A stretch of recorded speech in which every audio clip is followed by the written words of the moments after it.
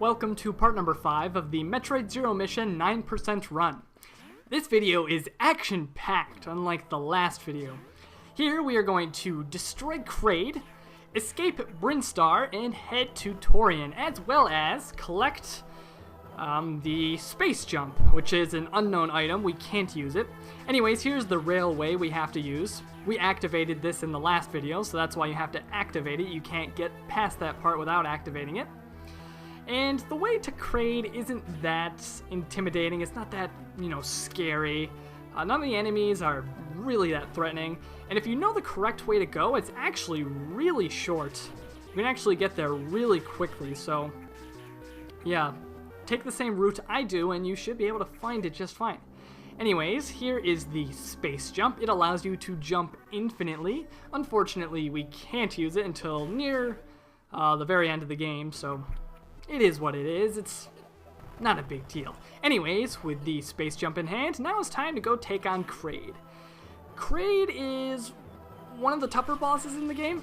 I would say he is the third hardest boss in the challenge, at least. I'm not going to say in the game because this challenge, it's very different than a normal playthrough. But I would say in the context of this challenge, Kraid is the third hardest boss. I would rate him as the third hardest boss. He's not impossible. If you know what you're doing, you can beat him relatively easy, but it's you can't just waltz in there and expect to win. You have to know what you're doing. Anyways, here's another boss door. As per usual, shoot a missile at it and you will get a nice little cutscene where you see Kraid coming out of the ground. And unlike the original Metroid, Kraid is huge, and I love it when Kraid is huge. And actually, one of the things I really thought, I wondered what they would have done if they included Kraid in the Prime series. I can't imagine what that boss fight would have looked like. Anyways, Kraid is kind of tricky. At the beginning of the fight, you have a very large platform to stand on, and you will be able to attack him easily. However, as the fight goes on, he destroys more and more platforms, leaving you with less spaces to jump. In order to damage Kraid, you have to shoot him in the mouth, but before he opens the mouth, you need to shoot him in the eye, or eyes. Actually, he has 3 eyes, doesn't he? Yeah, you have to shoot him in his eyes with a missile. Kraid is much more fragile than Ridley, but I find that attacking him can be very tricky, especially when all the platforms are destroyed.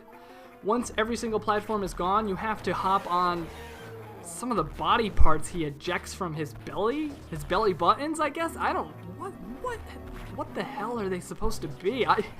Your guess is as good as mine. I don't know. But yeah, you have to hop on those and you gotta shoot a missile and then immediately shoot another missile. Hopefully you can damage him. The good news is Kraid has very low health, so you should be able to defeat him. I forgot how many missiles he takes, but it will be on the screen right about now. And yeah, Kraid is actually much more fragile than Ridley, which is good, but it's also much harder to hit him. If you don't go into that fight prepared, he will hit you over and over again, and you just won't be able to attack him. And yeah. Anyways, you do need to open the speed booster.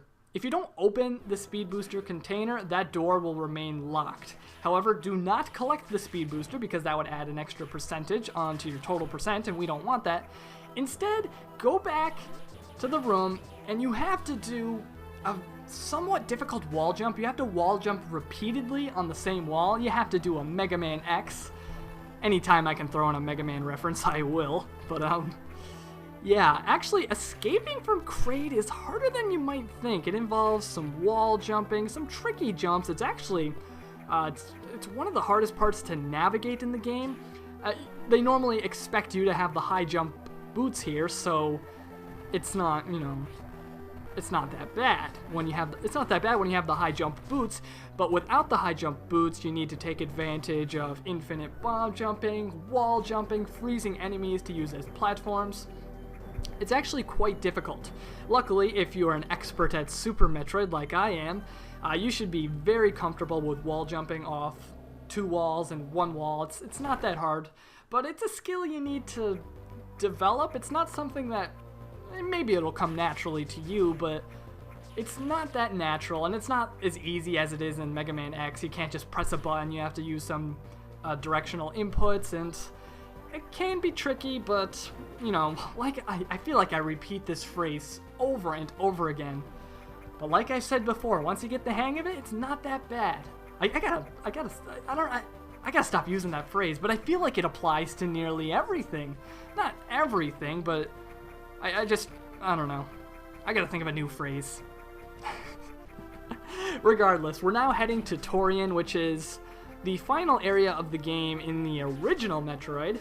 However, since this is the remake, they added one extra area after Torian, so yeah, but Torian is, without a doubt, the hardest part of the game. There is no question about it. You are just completely and utterly underprepared for Torian. You have so few missiles, you have so little health, and it's very difficult. It's a very difficult part of the game. It is by far the hardest part of the challenge. If you are playing on hard mode, it is going to be extremely difficult. By far, Torian took me the longest. Although this challenge didn't take that long. It wasn't the hardest challenge I've ever done, but I thought it was a lot of fun. It took a lot of preparation and some practice, you know, trying to do some of the tricks, like, you know, the infinite bomb jump and things like that. But once I actually sat down and started doing attempts, the majority of the challenge wasn't that hard. But Torian is the hardest part of the game, and we'll be seeing Torian in part number 6. I'll see you then.